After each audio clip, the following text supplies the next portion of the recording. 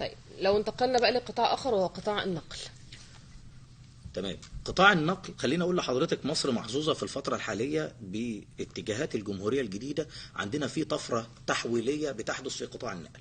مصر مخطط ليها ضمن خطه الدوله 2030 انها تعمل 30 الف كيلو طرق، ما بين مد طرق ما بين داخل المحافظات او خارج المحافظات، لتقليل زمن الرحلات ولتقليل الانبعاثات الكربونيه الناتجه عن الزحام المروري وكل هذه الاشياء. مصر اعتمدت حزمه مشروعات كبيره جدا. خليني اقول لحضرتك ان بعد مؤتمر المناخ مصر اعتمدت حزمه مشروعات قدرت ب 202 مليار دولار هيتم تنفيذها خلال 28 سنه. تمام. مشروعات تنميه اقتصاديه لمصر.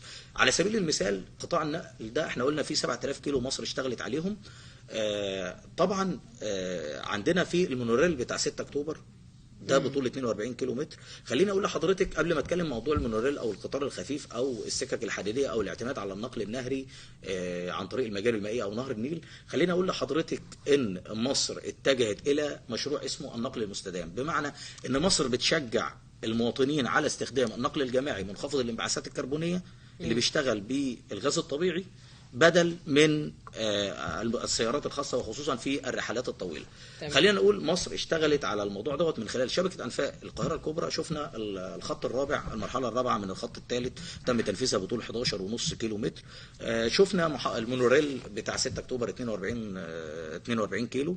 شفنا خط سكك حديد العاصمة الإدارية بطول 56 كيلو. مصر بتنشئ 3 قطارات، منهم قطار خفيف و2 سريع. القطار الخفيف اللي هو السلام العاشر من رمضان للعاصمة الإدارية، وفي عندنا القطار السريع اللي هو بيبدأ بالسويس أو العين السخنة مرورا بالعاصمة الإدارية ثم برج العرب ثم العلمين ثم مطروح بطول 925 كيلو متر.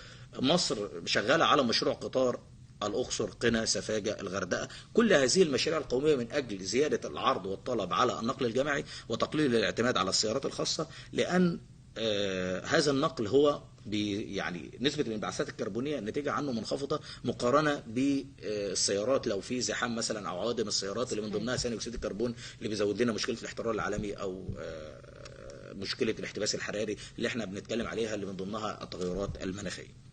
طيب قطاعين بقى، الزراعة